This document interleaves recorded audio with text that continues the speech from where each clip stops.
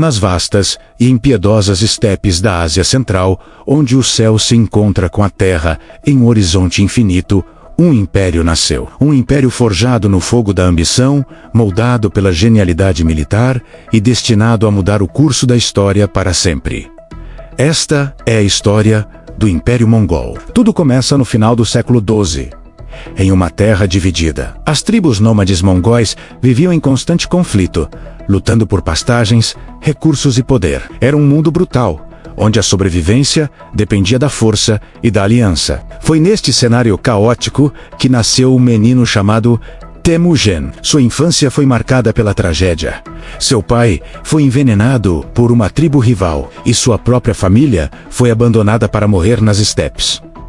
Mas Temujin não era uma criança comum. Ele sobreviveu, aprendeu a lutar, a liderar e, mais importante, a unir. Ele forjou alianças estratégicas, derrotou seus rivais um a um e, através de pura determinação e brilhantismo tático, conseguiu o impossível. Em 1206, em uma grande assembleia de chefes tribais, conhecida como Kurutai, Temujin foi proclamado o governante de todos os mongóis e recebeu um novo nome, um nome que ecoaria através dos séculos: Gengis Khan.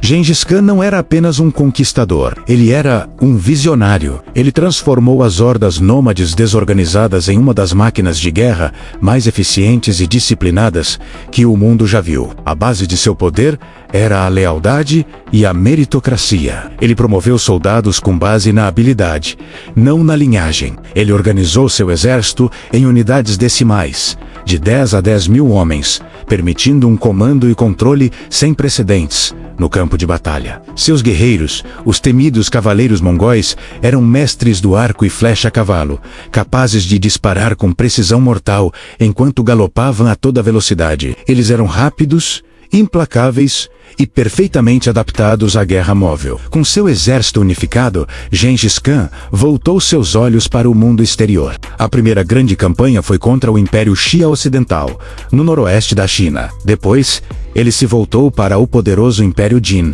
no norte da China. As cidades muradas, que pareciam impenetráveis, caíram diante das táticas de cerco mongóis, que frequentemente incorporavam engenheiros e tecnologias dos povos que conquistavam. Mas a expansão para o oeste foi o que realmente selou o destino dos mongóis como uma potência mundial. Após o assassinato de seus emissários pelo Império Corásmio na Ásia Central, um Gengis Khan enfurecido liderou uma invasão devastadora. Cidades como Samarcanda e Bukhara, centros de cultura e comércio, foram arrasadas. A campanha foi brutal, mas eficaz, abrindo caminho para o coração da Eurásia. Gengis Khan estabeleceu as bases de um império vasto, mas também criou um sistema para governá-lo. Ele instituiu um código de leis escrito chamado Yasa, que proibia o sequestro de mulheres, o roubo de animais e regulava muitos aspectos da vida mongol. Ele também criou a Rota Yam, um sistema de correio e retransmissão incrivelmente eficiente, com estações de descanso e cavalos frescos a cada poucos quilômetros. Isso permitia que mensagens e oficiais viajassem rapidamente por todo o império, conectando o leste e o oeste como nunca antes. A Pax Mongolica, ou Path Mongol, começou a tomar forma. Sob o domínio mongol, a Rota da Seda, a antiga rede de rotas comerciais, foi revitalizada e protegida. Comerciantes, missionários e exploradores, como o famoso Marco Polo, podiam viajar da Europa à China com relativa segurança. Isso levou a uma troca sem precedentes de bens, ideias, tecnologias e, infelizmente, também de doenças. Quando Gengis Khan morreu em 1227, seu império não se desfez. Seguindo a tradição, ele foi dividido entre seus 4 filhos principais, que governariam seus próprios kanatos sob a autoridade de um grande Khan.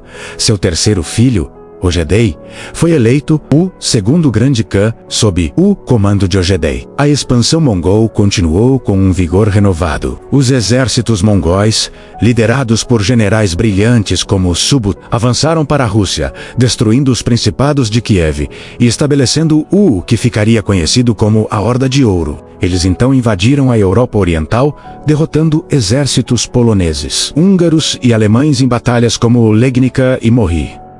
A Europa estava em pânico. à beira de uma invasão em grande escala.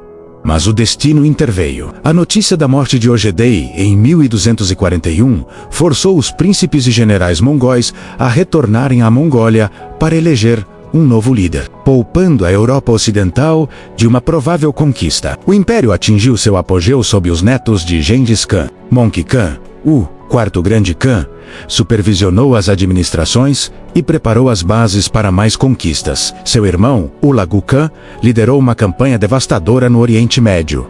Em 1258, ele saqueou Bagdá, a capital do Califado Abássida, um evento que chocou o mundo islâmico. Hulagu fundou o Ilkhanato na Pérsia. Enquanto isso, outro neto, Kublai Khan, concentrou-se na China. Após décadas de guerra, ele finalmente conquistou a dinastia Song do Sul, em 1279, unificando toda a China sob domínio mongol pela primeira vez na história. Kublai estabeleceu a dinastia Yuan, transferiu a capital para Dadu, a atual Pequim, e se tornou o primeiro imperador naochines a governar todo o país. Ele adotou muitos costumes chineses, promoveu as artes e as ciências e governou um império multicultural e próspero. No entanto, o maior império terrestre da história continha as sementes de sua própria destruição. O império era simplesmente grande demais para ser governado por uma única autoridade central. As rivalidades entre os diferentes ramos da família de Gengis Khan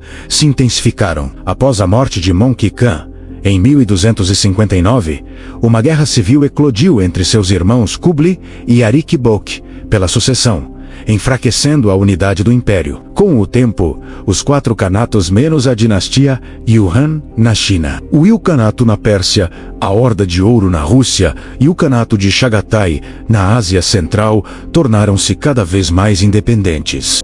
Eles começaram a guerrear entre si, e os governantes locais adotaram as culturas e religiões das terras que governavam. Os Ilkhanidas na Pérsia se converteram ao Islã, assim como a Horda de Ouro na China. A dinastia Yuan de Kublai enfrentou crescente ressentimento da população chinesa Han. Desastres naturais, inflação e rebeliões minaram seu poder. Em 1368, uma rebelião liderada por Zhu Yuanzhang finalmente derrubou os mongóis e estabeleceu a dinastia Ming, forçando os descendentes de Kublai a recuar para a estepe mongol. Nos séculos seguintes, os outros khanatos também se fragmentaram e declinaram. A Horda de Ouro se desintegrou em khanatos menores, que foram gradualmente absorvidos pelo crescente poder de Moscou. O Ilkhanato se desfez em meio a conflitos internos. O Khanato de Chagatai também se dividiu. O sonho de um império mundial, unido sob um único Khan, havia terminado. O legado do Império Mongol é complexo e muitas vezes controverso. Por um lado, suas conquistas foram incrivelmente destrutivas, resultando na morte de milhões e na aniquilação de cidades e culturas inteiras. Por outro lado, a Pax Mongólica facilitou um período de intercâmbio cultural e comercial sem precedentes entre o Oriente e o Ocidente, o que ajudou a moldar o mundo moderno. Eles promoveram a tolerância religiosa em muitas partes de seu império, criaram sistemas administrativos eficientes e, inadvertidamente, espalharam tecnologias como a pólvora, a bússola e a impressão da China para a Europa, o que teria um impacto profundo na história ocidental. Das estepes poeirentas, os mongóis cavalgaram para criar o maior império contíguo da história, um testemunho do poder da liderança, da organização e de uma vontade indomável. Embora o império tenha caído, a lenda de Gengis Khan e seus cavaleiros do Apocalipse vive para sempre. Se você gostou de viajar no tempo conosco, não se esqueça de deixar seu like, se inscrever no canal e ativar o sininho para não perder nossas próximas curiosidades históricas.